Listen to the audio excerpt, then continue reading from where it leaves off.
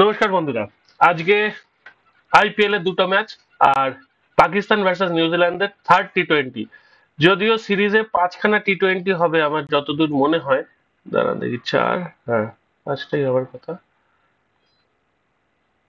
পাঁচটা টি-20 হবে, তার মধ্যে দুটো হয়ে গেছে। দুটোর মধ্যে প্রথমটা হচ্ছে অ্যাবান্ডান, সেকেন্ডেরটা হচ্ছে নিউজিল্যান্ড 90 রানে all out.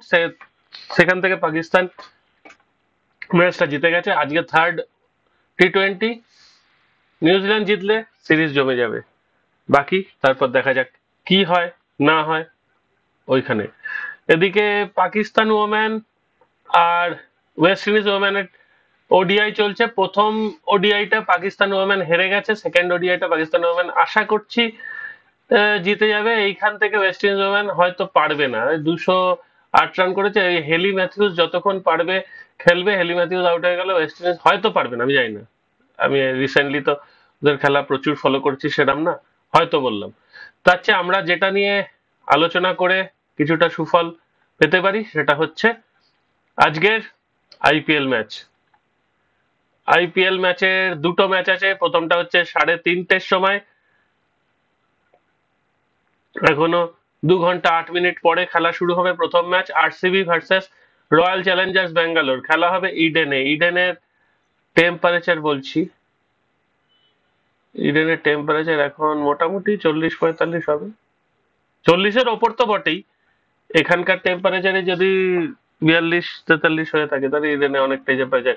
Pitch and condition so far this season, Eden has hosted 3 games.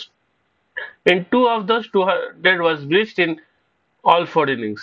In the third, KKR chased down 162 against Lucknow Super Giants in the 16th over. মানে সব ম্যাচেই 200 হওয়া উচিত ছিল।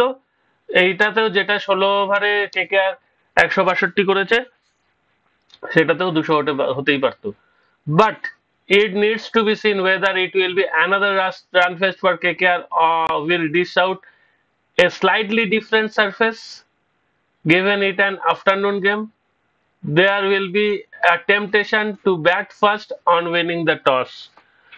তার মানে এইটায় একটু মুশকিলের পিচ আছে, যে পিচটা নর্মালি আমরা দেখে এসেছি যে কেকেআর এর খেলা হচ্ছে, কেকেআর 200 করছে এবং জিতছে, সেটার সম্ভাবনা একটু হলেও কম আজকে। 200 হয়তো হবে না, বা হলেও একদম মাথায় মাথায় 200 হতে পারে। আমরা নারিনকে দেখেছি মেয়েরে একদম বল হারিয়ে দিচ্ছে, যাতা করছে সেরা অবস্থায়। অন্যদিকে DK, vintage DK, Dinesh Karthik অসাধারণ ফর্মে আছে। সে ওয়ার্ল্ড কাপে চান্স পাবে কি পাবে না, সে ওয়ার্ল্ড কাপে সিলেক্টররা ওকে নিয়ে ভাবছে কিনা, সেগুলো নিয়ে আমরা আলোচনার বিষয় রাখছি না। কিন্তু দীনেশ কার্তিক দুর্দান্ত ফর্মে, দুর্দান্ত। সেইটা কিন্তু মাথায় রেখে আজকে আমার ধারণা হয়তো কলকাতা নাইট রাইডার্স একটা ইজি ম্যাচ এই কারণে বলছি, রয়্যাল চ্যালেঞ্জার্স ব্যাঙ্গালোর হচ্ছে লাস্ট টিম, কলকাতা হচ্ছে থার্ড টিম। থার্ড মানে কালকে আইএসআর জিতেছে বলে থার্ড, আজকে কলকাতা জিতলে সেকেন্ড হবে। কিন্তু এটা easy match. Kolkata night Riders home ground, opponent royal Challengers Bangalore, মানে সব অড কলকাতার পক্ষে। তা সত্ত্বেও আমার মনে হচ্ছে এই ইজি ম্যাচটা কলকাতা হয়তো হারতে চলেছে। হয়তো বললাম এই কারণেই, দুটো পয়েন্ট মাথায় রেখে কলকাতা সাধারণত কলকাতার মাটিতে হারার কথা নয়, এবং যেখানে এই দুর্দান্ত টিম ব্যাট করছে ভালো, সেখানে 7টা ম্যাচে 10 পয়েন্ট হয়ে যাওয়ার একটা সম্ভাবনা দেখা দিয়েছিল। কিন্তু তাহলে আরসিবি সারা জীবন ওই 2 পয়েন্টে পড়ে থাকলে তো ভীষণ খারাপ পরিস্থিতি হবে। আমার ওই পয়েন্টটা থেকে, মানে কলকাতা একটা শিওর ম্যাচ এটা জেতার, সেইখান থেকে আমার মনে হচ্ছে যে শিওর বলেই হয়তো কলকাতা আজকে নাও জিততে পারে। সেখানে আরসিবি 2 থেকে একটু স্লাইট উন্নতি, 4-এ পৌঁছানো, যদিও পয়েন্টের টেবিলে 8-এই থাকবে। 8 না, 10। এখন কটা, 1 2 3 4 5 6 7 8 9 10, 10টা টিম 10-এই থাকবে সেইখানে। সুতরাং কিছু করার নেই। তবু দেখা যাক যে ঘটনা ঘটে কিনা। আর আরসিবি ব্যাট করলে 200 নাও হতে পারে। কলকাতা ব্যাট করলে যদি 200 না হয়, সেটা কিন্তু আশ্চর্যের ব্যাপার হবে। তো দেখা যাক কি হয়। আমার মনে হচ্ছে 180 থেকে 90 বা বিলো 200 রান হবে। নেক্সট ম্যাচ ভীষণ ইম্পর্টেন্ট দুটো টিমের জন্য, পাঞ্জাব আর গুজরাট। দেখে নিই তাদের পরিস্থিতি। দেখুন, জিটি হচ্ছে 8-এ আর পাঞ্জাব রয়েছে 9-এ। তার মানে এদের যদি কাউকে একটু ওপর দিকে যেতে হয়, আর যদি এখান থেকে বলে যে টাটা বাই বাই, টুর্নামেন্টে আর কিছু হবার নেই আমাদের দ্বারা, তাহলে আর কিছু করার নেই যদি ভেবে রাখে, তাহলে কিন্তু আর কিছু বলবার নেই। তবে এই দুজনের মধ্যে একজন তো আজকে জিতবেই। পাঞ্জাবের হোম গ্রাউন্ডে খেলা, আগের বার পাঞ্জাব জিটির হোম গ্রাউন্ডে গিয়ে জিতে এসছে।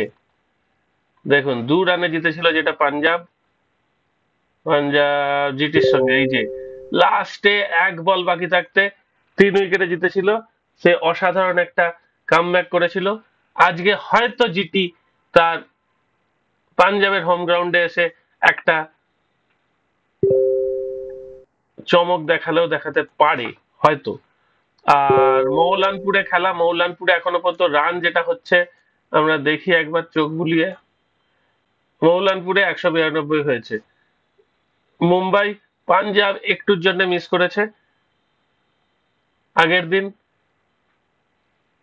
আচ্ছা, পাঞ্জাব এখানে মিস করেছে এর কাছে। মৌলানপুরে 142 করেছে মাত্র, সেটা কোনো রানই দাঁড়াতে পারেনি। আর একটা হয়েছে 182, পাঞ্জাব 2 রানে হেরে গেছে, সেটা একটুর জন্য মিস করেছিল। পাঞ্জাব এখনো পর্যন্ত 3টে হোম গ্রাউন্ডে খেলেছে, 3টেই হেরেছে। না, প্রথমটা প্রথমটা পাঞ্জাব ডিসির সঙ্গে জিতেছে। মৌলানপুরের প্রথম ম্যাচে 4টে খেলেছে, 3টে হেরেছে, একটা জিতেছে। তাহলে এবার দেখা যাক যে পাঞ্জাব সেটা জিতে জেতার দিকে আসতে পারে না হারার দিকে আসতে পারে। জিটি জিটি প্রতি বছর ভালো খেলে, আর এবছরে এখনো পর্যন্ত একটু নড়বড় করছে বই কি। তো সেখানে আমার মনে হচ্ছে সেকেন্ড ম্যাচটা অনেকটা বেশি রান ফেস্ট হবে প্রথম ম্যাচের চেয়ে। ওরা প্রথম ম্যাচটা দুপুরের ম্যাচ, এটা একটা মাথায় রাখার মতো কথা।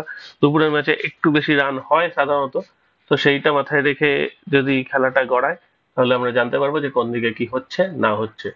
ঠিক আছে, এখানেই শেষ করছি। ভালো থাকবেন সবাই, টাটা। সেকেন্ড ম্যাচে সত্যি বলা শক্ত, আমার জিটি কে একটু এগিয়ে রাখছি।